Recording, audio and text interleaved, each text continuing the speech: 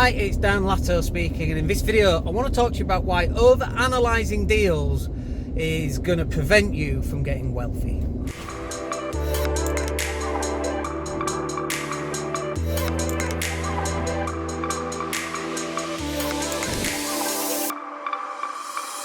Hey everybody, it's Dan Latto speaking. So in this video I want to talk to you about analysis of deals. I can't even say it.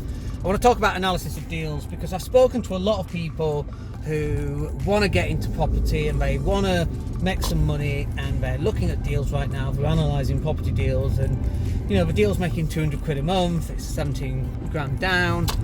I use that as an example because we're selling those total deals on our website right now at the Invest Leeds website, and so we know those deals kind of exist, and people are looking at those deals and going, oh, but I'm on 5 grand a month and this is only £200 a month. It's going to take me forever, is this? Yeah, I'm not going to buy that one. And then they see another one, oh, it's only £400, I'm on 5 grand a month. No, I'm not going to buy that one. And they keep saying we're never going to buy anything. And it's like, dude, you got to get off the fence here. You've got to go and buy one. You've got to buy your first one. It's almost like, you know when you go out drinking and you have a few pints and you need to go to the toilet and you don't go to the toilet, okay? And 3 hours later you then go to the loo, and then you go into the loo every 20 minutes, right? It's like that. It's like, once you got your first, it's easier to get the second. It's like going to the loo. Once you open the floodgates, that's it. You're forever at the loo, right? You know what I'm talking about. So, so you've got to get your first deal, because if you don't get your first deal, you're going to forever be procrastinating. I can never say that word. You're always going to be putting stuff off. There's always going to be reasons why you shouldn't do something. And there's always going to be better deals. You know, you find a deal at £800, you could have found one at £900. You find one at 900 quid, you could have got a £1,000 a month deal. There's always reasons. You've got to get your first deal. There's not that many mistakes in property that you can't recover from, unless you buy 10 off plan at 250 grand each, and then the market crashes, they're worth 175 each, but you still have to complete, and the mortgage doesn't cover it, and all that stuff, right? That's the only real reason you can really mess it up. Over a long period of time, 20 years, property can be very, very forgiving. So if you get your first one, it's worth 70, put 17 grand down, it's £200 a month. Now you're 200 quid a month up. You're 2.5 grand a year up. Like, how is that even a bad thing?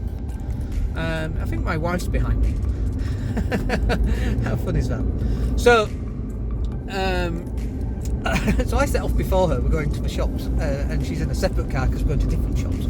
Anyway, she's like, how come Dan's driving so slow? I had other stuff to do.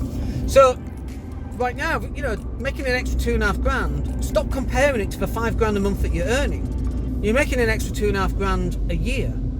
Now, buy 10 of those properties, you're making an extra 25 grand a year. And you might go, well, that's still not 5 grand a month. And you're right, it's not.